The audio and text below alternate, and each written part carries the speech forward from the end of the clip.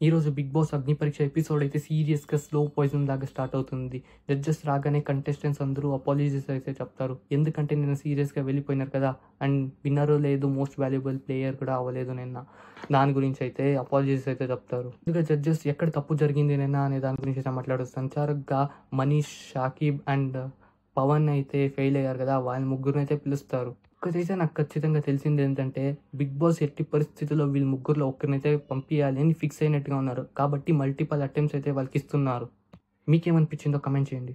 మనీష్, పవన్, షాకిబ్ వీళ్ళ ముగ్గురులో ఒకరు లీడర్ అవ్వాలి. అది వీళ్ళే డిసైడ్ చేసుకోవాలి.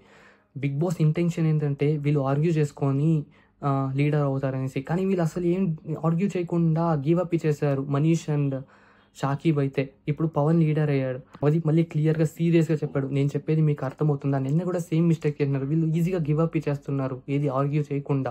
మనీష్ అండ్ షాకిబ్కి జడ్జెస్ అయితే క్లియర్గా చెప్తారు, మీరు ఆపర్చునిటీస్ మిస్ అవుతున్నారు, బిగ్ బాస్ హౌస్కి ఎంటర్ అయ్యే ఛాన్సెస్ చాలా తక్కువ అవుతుంది ఇలా చేస్తే అనేసి. ఈ లీడర్షిప్ సెలెక్షన్ ప్రాసెస్ అయితే కంటిన్యూస్గా జరుగుతుంది. ఎవ్రీ 3 మెంబర్స్లో ఒక లీడర్ అయితే ఉంటారు.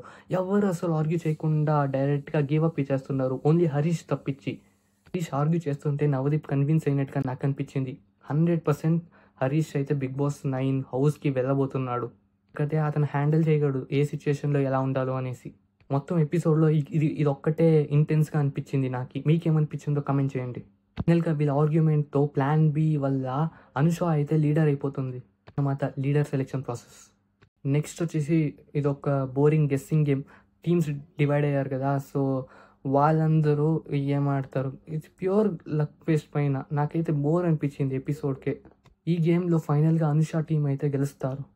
కానీ జడ్జెస్ కన్విన్స్ అవ్వలేదు. ఎవరి పర్ఫార్మెన్స్ ఈరోజు అంతగా హైలైట్ అనిపించలేదు. ఒక్క హరీష్ది కొంచెం బెటర్ అనిపించింది, కానీ ఇంకా బెటర్ ఉంటే బాగుండు. నెక్స్ట్ ఎల్లో కార్డ్ వచ్చేసి నవదీప్ దాలియాకైతే ఇస్తాడు. ఎందుకంటే షూస్ టాస్క్ ఉండేటప్పుడు, అంటే రియల్ ఆర్ ఫేక్ క్వశ్చన్ వినకుండా ముందే కార్డు వచ్చి పెట్టేసింది కదా, దానివల్ల అయితే వర్స్ట్ ప్లేయర్ అనేసి ఇస్తాడు. అంటే దాలియాకి ఇప్పుడు 1 ఎల్లో కార్డు ఉంటుంది. నెక్స్ట్ ఒక ఎల్లో కార్డు వస్తే ఇంటి నుండి బయటికి వెళ్ళాల్సిందే అన్నమాట. ఈరోజు బిగ్ బాస్ ఎపిసోడ్ రివ్యూ. మరిన్ని రివ్యూస్ కోసం సబ్స్క్రైబ్ చేసుకోవడం మాత్రం మర్చిపోకండి.